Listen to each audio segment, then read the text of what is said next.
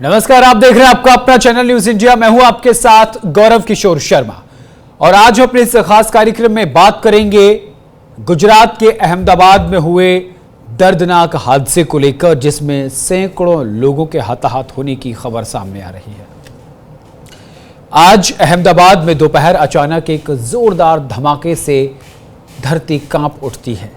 आसमान से एक गहरा शोर गूंजने की आवाज आती है और जमीन पर टूट पड़ा एक ऐसा कहर जिसकी कल्पना किसी ने नहीं की थी। यह हादसा था एयर इंडिया के बोइंग 787 ड्रीम लाइनर विमान का, जिसने उड़ान भरते ही महज 2 मिनट में मौत का पैगाम बनकर जमीन से टकरा गया। इस प्लेन में गुजरात के पूर्व मुख्यमंत्री विजय रूपाणी भी सवार थे और उनके साथ थे 241 और लोग, जिनकी जिंदगी कुछ ही पलों में धुएं, चीखों और मलबे में उलझ कर रह गई। धुआं इतना घना था कि आसपास कुछ दिखाई देना भी मुश्किल हो गया और अफसोस इतना गहरा कि शब्दों में बयान करना मुश्किल है, शब्द भी कम पड़ जाएं। आज की ये रिपोर्ट सिर्फ एक हादसे की जानकारी नहीं, ये उन टूटे हुए सपनों की कहानी है जो उड़ान भरते ही हमेशा के लिए थम गए। आइए हम आपके साथ इस पे विस्तार से चर्चा करेंगे और चर्चा भी ऐसे मुद्दे पर जिसमें सैकड़ों परिवार तबाह हो गए। उड़ान में एक सपना था, लेकिन वो उस पर मातम टूट पड़ा। धुएं में वो पूरी उड़ान लिपट गई। जमीन पर जान बिखरी हुई नजर आई। आसमान से आफत की बारिश हुई। दर्द में हकीकत डूब गई। 2 मिनट की उड़ान थी और जिंदगी का नुकसान हो गया। पल भर में उड़ान टूट गई, क्योंकि कुछ जिंदगियां चीखों और धुएं की आग में आखिरी सफर में उड़ गई। चलिए इसी पर आधारित रिपोर्ट दिखाते हैं, उसके बाद गेस्टों का रुख करेंगे। अहमदाबाद में गूंजा एक गहरा शोर। आसमान से जमीन पर टूटा था कहर का जोर। बोइंग 787 ड्रीम लाइनर था नाम। उड़ते ही 2 मिनट में बन गया हादसे का पैगाम। गुजरात के पूर्व मुख्यमंत्री भी थे उस प्लेन में सवार। बेकसूर जाने उलझ गई धुएं के उस राज में।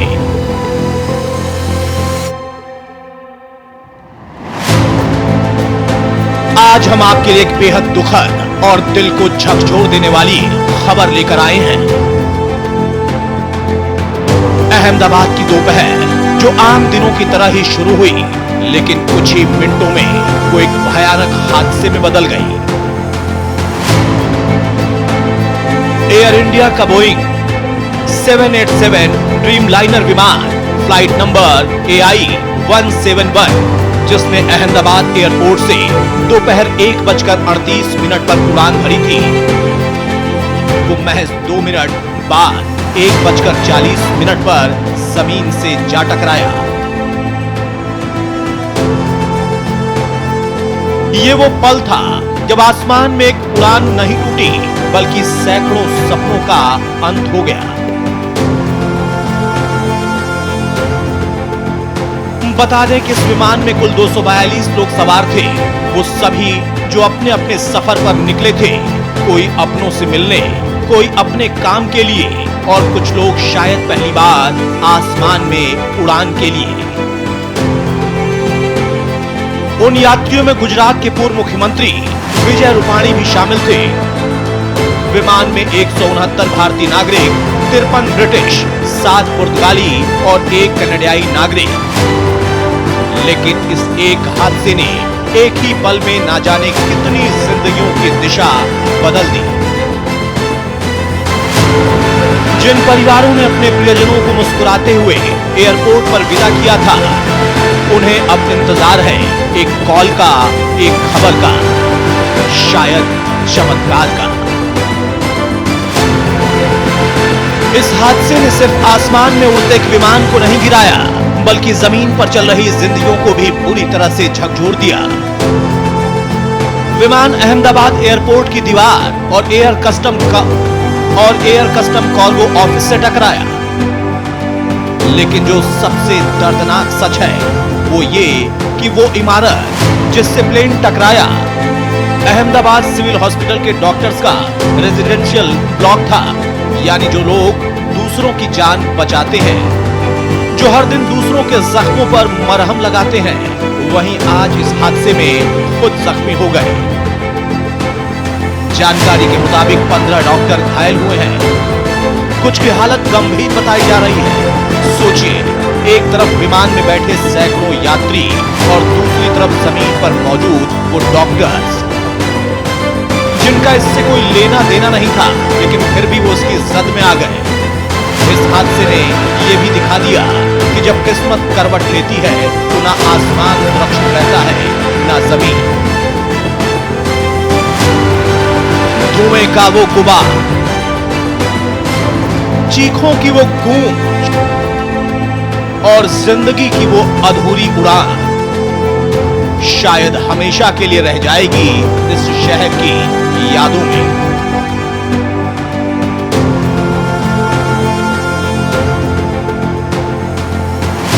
अहमदाबाद में हुआ यह हादसा हमें एक बार फिर 2020 के कोझिकोड विमान हादसे की याद दिलाता है, जब एयर इंडिया एक्सप्रेस का विमान रनवे से फिसलकर क्रैश हो गया था। वो वक्त था कोरोना महामारी का, जब वंदे भारत मिशन के जरिए विदेशों में फंसे भारतीयों को देश लौटाया जा रहा था। लेकिन उस मिशन की एक उड़ान जिसने 21 जिंदगियां छीन ली। कोझिकोड हादसा सिर्फ एक न्यूज हेडलाइन नहीं था, वो एक जिंदा याद थी उन परिवारों के लिए जो अपनों को कभी लौटते हुए देख नहीं पाए। और आज अहमदाबाद की यह घटना मानो उसी दुख को फिर से ताजा कर गई। ये याद दिला गई कि जब उड़ानें टूटती हैं तो सिर्फ विमान नहीं गिरते, सैकड़ों घरों की उम्मीदें बिखर जाती हैं। न्यूज इंडिया के लिए अंबिका वत्स की रिपोर्ट।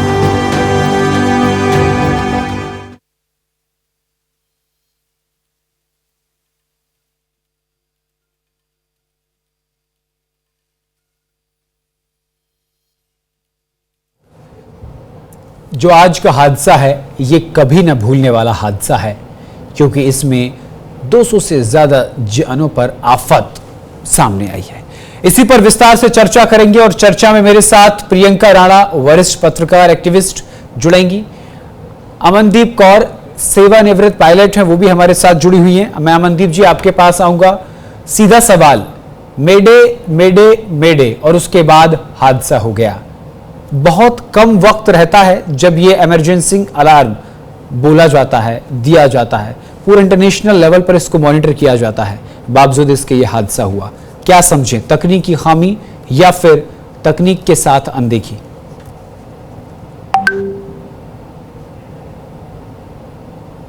जब पायलट ने मेडे मेडे का कॉल दिया था तब तो उन्होंने यही बताया था कि इंजन में कुछ प्रॉब्लम आ गई है जी।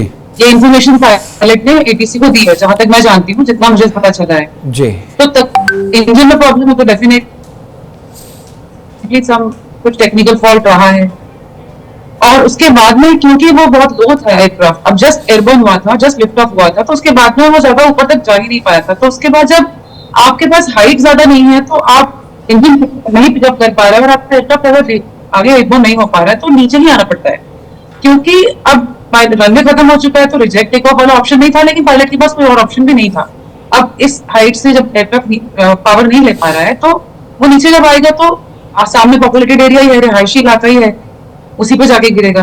तो इसमें फिलहाल तो मैं ये कमेंट नहीं कर सकती कि एग्जैक्टली क्या हुआ था, क्योंकि वो तो इन्वेस्टिगेशन के बाद ही पता चलेगा। लेकिन उनके मेडे कॉल से इतना जरूर समझ में आ गया था कि एयरक्राफ्ट में जो प्रॉब्लम हुई है जिसकी वजह से उन्होंने मेडे कॉल दी है और उन्होंने इमरजेंसी का डिक्लेरेशन ऑलरेडी डिक्लेयर कर दिया था कि इमरजेंसी। अच्छा, ऐसे हालात में पायलट के पास क्या विकल्प रह जाते हैं जब मेडे कहा जाता है, या फिर ये भी हम आपसे जानना चाहते हैं क्या कोई आपातकाल लैंडिंग संभव है मेडे बोलने के बाद? सीधा सवाल, पायलट के पास उस वक्त क्या विकल्प रह गया था? पायलट के पास में देखिए उनकी ट्रेनिंग तो बहुत अच्छे से होती है और वो ये सब हैंडल कर पाते हैं, मतलब उनकी ट्रेनिंग इतनी अच्छे से की जाती है कि ऐसी इमरजेंसी हो तो उसको हैंडल कर सकें, लेकिन सिचुएशन पे भी डिपेंड करता है। अगर रनवे होता बहुत जल्दी ये प्रॉब्लम आती तो वो रिजेक्ट करके टेक ऑफ रनवे पे ही लैंड कर जाते, आराम से एयरक्राफ्ट रोक भी पाते, पैसेंजर्स की जान बच जाती। अब क्योंकि वो ऐसी हाइट पे था कि वो मतलब रनवे पे तो लैंड करना पॉसिबल नहीं था, सामने ही जा सकता है, इतना बड़ा जहाज टर्न भी नहीं कर सकते आप ना। आप सोचोगे कि रिहायशी इलाके से दूर ले जाए तो कैसे लेके जाएंगे आप, टाइम ही नहीं है, कुछ ही बेसिकली इंजन ने काम करना उस वक्त बंद कर दिया था और यही समस्या जो है पायलट के सामने आई।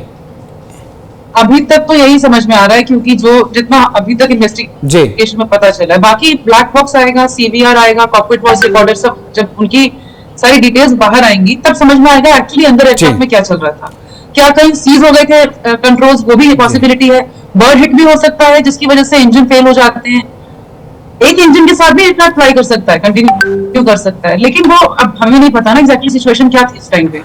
एक इंजन फेल है तो दूसरे इंजन पे भी एयरक्राफ्ट फ्लाई कर जाता है और लैंड कर सकते हैं। जी जी लेकिन अब मैं नहीं कह सकती उस टाइम क्या था। जी अमनदीप जी, जो पायलट इसको उड़ा रहे थे उनको लगभग 8,200 घंटों का फ्लाइंग जो उनका एक्सपीरियंस था, वो 8,200 घंटों का एक्सपीरियंस था। मैम बहुत लंबा अनुभव उनके पास था, तो ये कहना तो गलत नहीं होगा कि उनके पास अनुभव नहीं था या ट्रेनिंग प्रॉपर नहीं थी, मतलब क्योंकि आवाजें उठ रही है कि शायद पायलट के पास उतना पर्याप्त अनुभव नहीं था इस तरीके की चीजों को कंट्रोल करने के लिए, लेकिन ये तकनीकी खामी आप बता रहे हैं। अनुभव नहीं होता तो उनको ये एयरक्राफ्ट दिया नहीं जाता। इतना बड़ा जहाज, इतने सारे पैसेंजर्स की जाने खतरे में तो नहीं डाल सकता कोई। बिना अनुभव के कोई इतना बड़ा जहाज किसी पायलट को नहीं देता है। हर किसी की ट्रेनिंग बहुत अच्छे से की जाती है और उसके बाद ही उनको ये रिस्पॉन्सिबिलिटी मिलती है। और जब वो कोई जहाज उड़ा रहा होता है ना पायलट, तो उनको भी पता है कि पीछे कितने सारे लोग हैं जो उनके साथ, जो उनके ऊपर डिपेंडेंट है, जो उनसे उम्मीदें लगाए बैठे। तो जी मैं आपसे ये समझना चाहता हूँ कि सही होगी जी इस तरीके के हादसों में डीजीसीए की क्या भूमिका रहती है? अगर इस तरीके के हादसे होते हैं उसके बाद कुछ नियमों में परिवर्तन किया जाता है या पहले भी कोई डीजीसीए की भूमिका रहती है? दरअसल सवाल सीधा है, डीजीसीए की इसमें क्या भूमिका है? डीजीसीए की भूमिका यह है कि डीजीसीए ही सारे हमारे रूल्स एंड रेगुलेशंस बनाते हैं और जब कभी ऐसा कोई हादसा हो जाता है तो वो फिर उसको अच्छे से स्टडी करके उसके बारे में पूरी इन्वेस्टिगेशन करके ये जानने की कोशिश करते हैं कि ऐसी सिचुएशन क्यों आई और उसके हिसाब से चीजों को बदला जाता है। कोई ऐसी चीज है जो हमारे पॉलिसी में नहीं है तो उसको चेंज कर दिया जाता है और सारे जो लोगों को इसके बारे में जानकारी दी जाती है ताकि दोबारा से ऐसी कोई गलती ना हो, अगर कोई गलती हुई होगी किसी से। मैम एयर इंडिया को लेकर के पहले भी कई बार सवाल उठाए जा चुके हैं। एयर इंडिया को लेकर के कहा जा रहा है कि जो सुरक्षा प्रणाली एयर इंडिया की वो शायद ढीली हो सकती है, पर्याप्त चेकिंग नहीं की गई क्योंकि महज 9 मिनट बाद ही तो इंजन फेल हो गया, इंजन में कोई तकनीकी खामी आ गई, उसको पहले तकनीकी परीक्षण नहीं किया गया उसका। ये अब एयर इंडिया के बारे में तो मैं पर्टिकुलरली नहीं कह पाऊंगी कि क्या एग्जैक्टली, लेकिन हमारे जो भी एयरक्राफ्ट सिविल जो भी किसी भी कंपनी के फ्लाइट हो, एयरबोर्न होने से पहले पूरा इन्वेस्टिगेशन होता है, पूरा प्री फ्लाइट चेक्स बोलते हैं उसको। फ्लाइट में जाने से पहले पूरा चेक्स किए जाते हैं, हर बंदा अपना काम करता है, इंजीनियर्स हो या कोई भी इंसान जो भी रिलेटेड है एयरक्राफ्ट से, सारे सिस्टम्स को चेक किया जाता है। उसके बाद ही एयरक्राफ्ट को अप्रूव किया जाता है कि हाँ ये एयरक्राफ्ट फिट है फ्लाई करने के लिए। जी पायलट्स के भी मेडिकल चेकअप होता है, सारे चेकअप्स होते हैं, उसके बाद ही पायलट को फिटनेस दी जाती है फ्लाई करने के लिए। तो इतना सब होने के बाद में ये नहीं कह सकते, मुझे नहीं लगता ये कह सकती कोई लापरवाही हुई होगी कहीं से, बाकी अब इन्वेस्टिगेशन से पता लगेगा। बोइंग कंपनी जो है पूरे विश्व में अच्छे जहाजों के लिए जानी जाती है, यहाँ तक कि जो अमेरिका के राष्ट्रपति वो भी बोइंग के जहाज में उड़ान भरते हैं, ये भी जहाज बोइंग कंपनी का ही था। तो ये कह सकते हैं कि बोइंग जैसे विमानों की भी दुर्घटना हो जाना अब कहीं ना कहीं, जैसे इस जहाज को 11 वर्ष हो गए थे, तो एक विशेष तकनीकी परीक्षण की आवश्यकता थी इस जहाज को लेकर के। बोइंग जहाजों के पहले भी हुए हैं इंसिडेंट्स, ऐसी बात नहीं है कि पहला ही था। ये बहुत बड़ा एक्सीडेंट हो गया है, बहुत दुखद एक्सीडेंट हुआ है जो कि हमारे अंदर सबको बहुत बुरा लग रहा है एक्चुअली, और सारे जो लोग जिनकी जानें चली गई हैं हम सबको अफसोस है इस बात का। लेकिन छोटे मोटे एक्सीडेंट्स तो पहले भी हुए हैं बोइंग में, ऐसी बात नहीं है। पर हाँ डेफिनेटली बोइंग एयरक्राफ्ट जो है वो बाकियों से अच्छे हैं, लेटेस्ट टेक्नोलॉजी है इसके अंदर।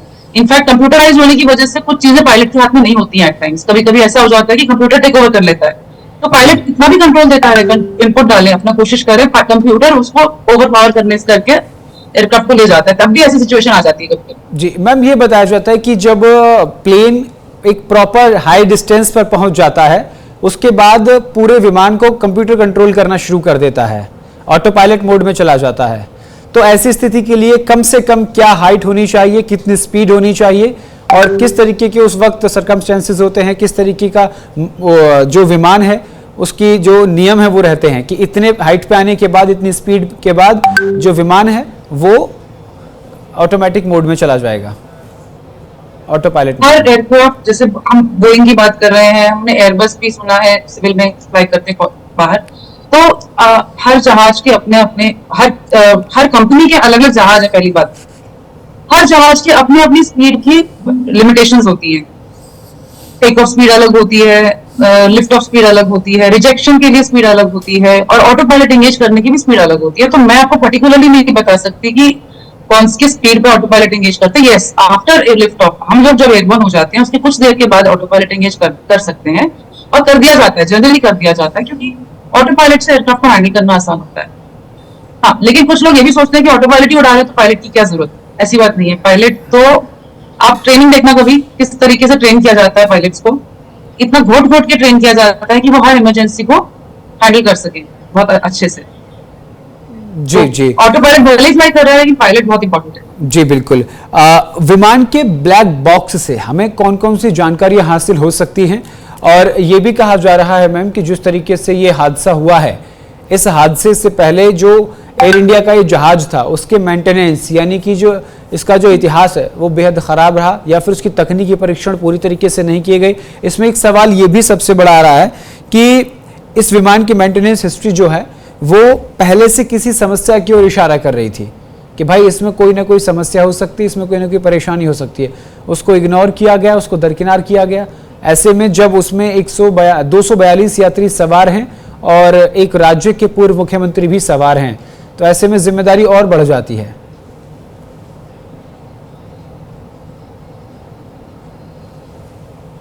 आप दोहराएंगे जरा अपना सवाल, क्योंकि मैं थोड़ा सा दो तीन चीजें मिक्स हो गई हैं, तो जरा दोबारा। मैं पहला सवाल आपको कर रहा हूं कि इस विमान की मेंटेनेंस हिस्ट्री जो है वो पहले से किसी समस्या की ओर इशारा कर रही थी, क्योंकि महज 9 मिनट बाद यह हादसा हो जाता है। 11 साल इसको हो गए थे, कहीं ना कहीं इसका तकनीकी परीक्षण सही तरीके से नहीं किया। ये कहें कि विमान मेंटेनेंस में कहीं ना कहीं लापरवाही बरती गई। देखिए, इसके बारे में मैं नहीं कमेंट कर सकता, क्योंकि ये कहना कि हम लोग मतलब उसमें कोई लापरवाही बरती है, ये बहुत जल्दी है, हम ये नहीं कमेंट कर सकते जी। क्योंकि मैंने आपको बताया कि प्री फ्लाइट चेक्स होते हैं, और सब हर कोई इंसान अपना काम सही से करके उसके बाद ही अप्रूव करता है जहाज को। इतना बड़ा जहाज, इतने सारे पैसेंजर्स की जान खतरे में नहीं डाल सकता। बिल्कुल मैम, कई बार ड्यूटी होती है हर जी जी मैम, कई बार ऐसा देखने को मिलता है कि बर्ड हिट की वजह से भी इंजन में परेशानी आ जाती है। यहाँ भी कुछ ऐसा हो सकता है? बर्ड हिट, हाँ जी, बर्ड हिट की वजह से मैंने पहले भी मेंशन किया था कि हो सकता है कि बर्ड हिट हुआ हो, क्योंकि कभी कभी ऑब्वियसली जब बर्ड हिट होता है तो इंजन के अंदर बर्ड चला जाता है, तो इंजन फेल हो जाते हैं जी। उसके बारे में भी देखिए, अभी इन्होंने तो यही बताया कि मेडे है और इंजन में प्रॉब्लम है, ये तो स्पेसिफिकली पायलट ने नहीं बताया कि किस वजह से है, लेकिन वो आगे जाके इन्वेस्टिगेशन में पता लगेगा। बर्ड अंदर से निकलेगा या उनके पंख निकलेंगे तो पता लग जाएगा। अब इंजन कितना बचा है वो भी देखिए, सब कुछ तो जल रहा है। अब ब्लैक बॉक्स पे आ जाते हैं, जैसे आप पूछ रहे थे ब्लैक बॉक्स जी। इस सिचुएशन में ब्लैक बॉक्स आपको हेल्प कर सकता है, क्योंकि ब्लैक बॉक्स में आपका सारी डिटेल्स आती हैं, जैसे कि एयरक्राफ्ट किस टाइम पे कितनी स्पीड पे उसने लिफ्ट ऑफ हुआ, कितनी स्पीड पे वो हाइट लूज करने लगा, और सारे पैरामीटर्स, इनफैक्ट हाइट, इंजन, हर पैरामीटर्स जो होते हैं हमारे एयरक्राफ्ट के अंदर, उसके बारे में ब्लैक बॉक्स में इंफॉर्मेशन होती है। कौन सा इंजन की पावर लूज होने लगी पहले, और दूसरे वाला ठीक था कि नहीं था, ये सारी की सारी जानकारी ब्लैक बॉक्स में मिल जाती है। और सीवीआर जो होता है, कॉकपिट वॉइस रिकॉर्डर, वो हमें ये बता देता है कि कॉकपिट के अंदर जो पायलट बातचीत कर रहे थे उस सिचुएशन में, वो क्या बात कर रहे थे, ताकि उससे ये पता लगे कि एग्जैक्टली इमरजेंसी क्या थी, क्योंकि वो आपस में बात करके डिस्कस करेंगे ना कि इमरजेंसी हो गई और हमें इसको ऐसे सॉल्व करना है, चलो ये कर लेते हैं। तो वो दोनों चीजें, सीवीआर और ब्लैक बॉक्स, बहुत इंपॉर्टेंट होते हैं, इसलिए कि पता चल जाता है कि एयरक्राफ्ट में क्या एग्जैक्टली सिचुएशन। बिल्कुल, चूंकि मैम पायलट रही हैं आप, तो ये सवाल आपसे वाजिब भी बन जाता है ये जानना कि इस हादसे से जो विमानन छवि है वो अंतर्राष्ट्रीय स्तर पर कहीं ना कहीं इस पर प्रभाव पड़ेगा, चाहे वो हम एयर इंडिया की बात कर लें या फिर विमानन उड़ान को लेकर के छवि की बात कर लें, क्योंकि भारत में ही नहीं बल्कि ये बताया जा रहा है कि पिछले 2 दशकों में ये सबसे बड़ा विमान हादसा है। बिल्कुल सही कह रहे हैं, ये बहुत सबसे बड़ा विमान हादसा है पिछले 2 दशकों में और बहुत दुखद है। असर तो पड़ेगा, इसका थोड़ा बहुत असर तो डेफिनेटली पड़ेगा, लेकिन मुझे पता है, इतना भरोसा है कि हमारे जो देश में जिस तरीके के ट्रेनिंग होती है और जिस तरीके से काम करते हैं हम लोग, हम बहुत अच्छा करते हैं बाकी देशों में, जो मैंने देखा है। तो इतना कॉन्फिडेंस मुझे है कि जो भी हुआ है दुखद है, लेकिन आगे हम लोग इम्प्रूव करेंगे। जो गलतियां हुई हैं, किसी से भी हुई हो या कैसा भी हुआ हो, उनको सुधारेंगे तो आगे जाके ऐसे इंसिडेंट नहीं होने चाहिए, ऐसे एक्सीडेंट्स नहीं होने चाहिए। ठीक है, बहुत बहुत शुक्रिया मैम हमारे साथ जुड़ने के लिए, विस्तार से बातचीत करने के लिए।